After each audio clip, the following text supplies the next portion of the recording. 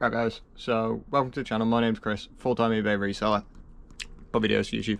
Been asked a couple of times how we pack awkward, bulky, big items. People say they want to see videos. I did try and do a video where we did like a picture and it didn't go well. So what I'm going to do is just really short videos and show you guys sort of what we do. I'm not going to go into the ins and outs. So if you watch the sales video this week, we sold a wooden African elephant table. So a side table, but I've never shipped anything like it before, so I'm just sort of adapting as I go to what I'm doing. So I'm just going to show you guys what we've done so far. So what we've got is I've bubble wrapped the hell out of it, so it's all bubble wrapped, really safely packed.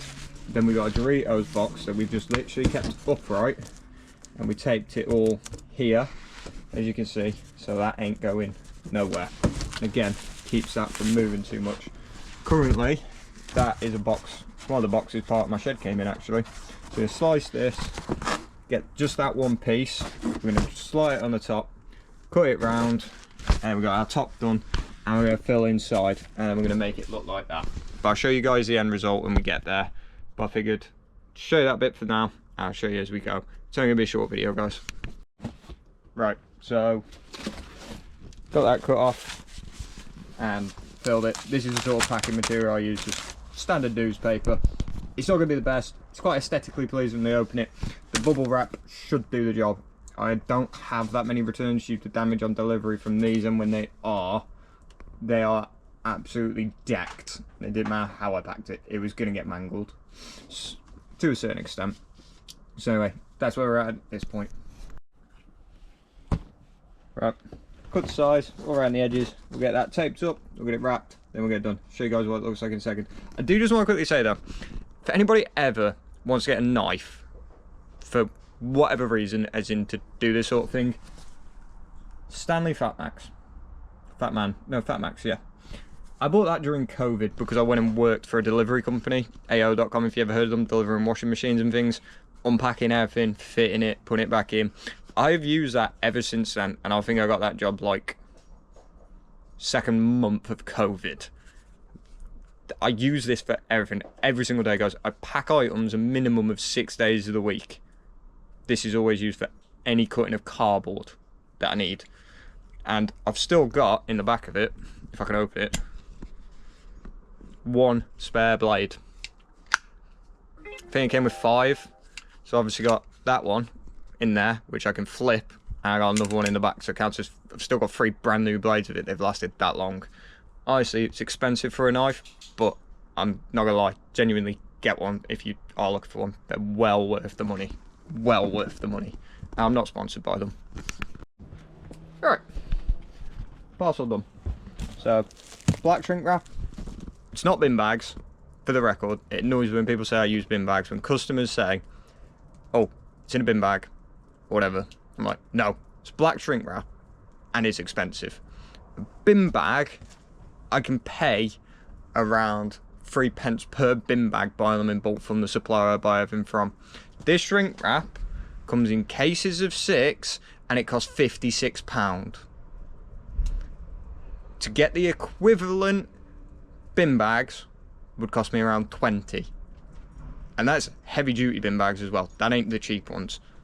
It is proper shrink wrap, and it does the job. But we use proper shrink wrap. But guys, that's what we've done there. Now, just to finish it off for myself.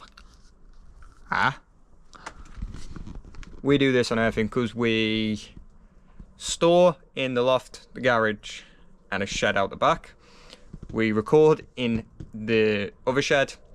We pack in this shed, and then we label in the house. So we just mark up elephant table. So when we do get around to labeling it, which will be in a bit, just know what's what. Just so you guys are aware, a couple of things with that. So the reason we use black shrink wrap on that is twofold. One, it's waterproof. The box isn't. Okay, we live in Britain, we sell things in Britain, they ship all over the country. It rains, that gets wet, could get ruined. So now it's waterproof. We obviously got the fragile tape just to explain to people that that's a fragile item inside. It also looks aesthetically pleasing. And number 2 is actually an anti-theft thing. So if you see a parcel, I know this one's in a Doritos box, so it's not really the same thing. But like, we've sold printers with their original box. We have quite a lot of things in their original box. If we just sealed the box, stuck a label to it and sent it, one, people might actually want that box on a few items and they don't want the label stuck to it. And two, if you walk past someone's house and you see a printer outside of it, you could go, it's £200-300 set right there. Sorry, anybody looked at Britain recently? Quite a lot of problems with that.